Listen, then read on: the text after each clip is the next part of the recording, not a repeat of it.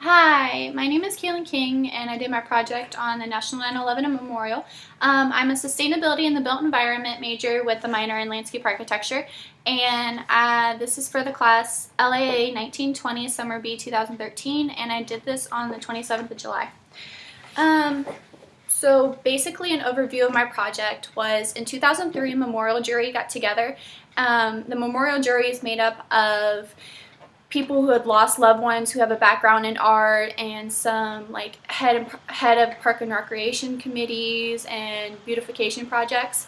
It was made up of a total of 11 members who got together and sent out this contest to a bunch of architectures. There were over 3,000 people who sent in models from over 63 countries, but the person who was chosen was Michael Adder, who is right here. He works with Sterling Properties. So his design called Reflecting Pools was decided to be the best one out of all of them, I guess, that said the most, I guess they said. Here is the lead landscape designer that Sterling Properties contracted from PWP Architects. If you go to their site, they have the whole project timeline and everything down of what they did. So what is this exactly? Well, everyone should have heard of the attack on the World Trade Center on 9/11/2001. Basically, this is just a memorial remembering those who either were trapped and had lost their lives, or those who were brave enough to go inside to try to rescue those who were trapped. So when? Well, the final cleanup from ground zero and all the destruction was done in May of 2002. The jury, I said, got together in 2003, and they didn't start actually working on the project until in 2004. So it took 7 years to actually complete this project, with the opening being for family members only on the 10th anniversary, so September 11th, 2011, and it was open to the public the very next day.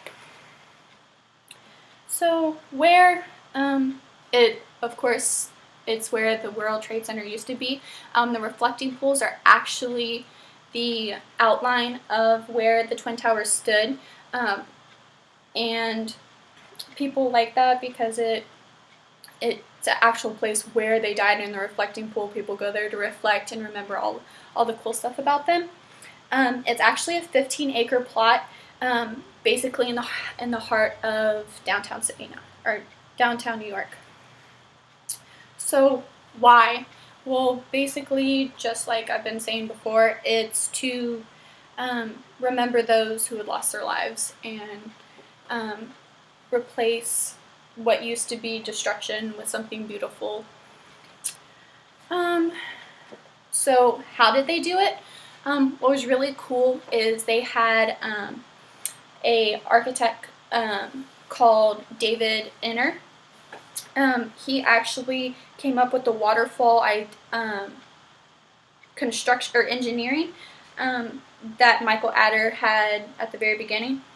Well, they designed the pools to actually flow down and recycle, so no new water is coming in and you don't waste anything.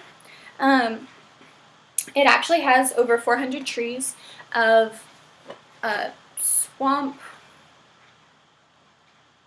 oak swamp trees. Basically, they don't need irrigated or anything like that. They can just survive off the rainwater, and they're very sustainable. These were actually brought in from the Pennsylvania field where Flight 43 crashed, and from DC where the other plane crashed. So it kind of ties all of those in together, all the attacks. And also they came up with an irrigation system for like the lawns and stuff like that. It's just rainwater, so no water through the city is used. This is actually a very sustainable project and was actually LEED certified, which I thought was really cool.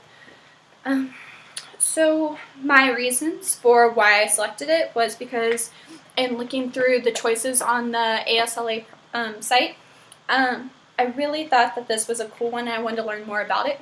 So that's why I chose it. The strengths, I believe, are the trees are very sustainable, and since it's like in the middle of downtown where there used to be a concrete building, now there's actually like green to help with the carbon emissions. No extra water is needed. Like I told you, it's all rainwater. And it can bring closure to the families, or at least help them to know that their loved one is remembered. Some weaknesses, I believe, are it costs $700 million to build this, which I don't think it should have cost that. People are arguing online about the cost and how they don't think that it's worth it, but I think that in the end it's all worth it, especially since they're charging people to enter this memorial. Maybe they'll get their money back in a way. And then my bibliography is in the link. So that's my final project, and I hope to see you all.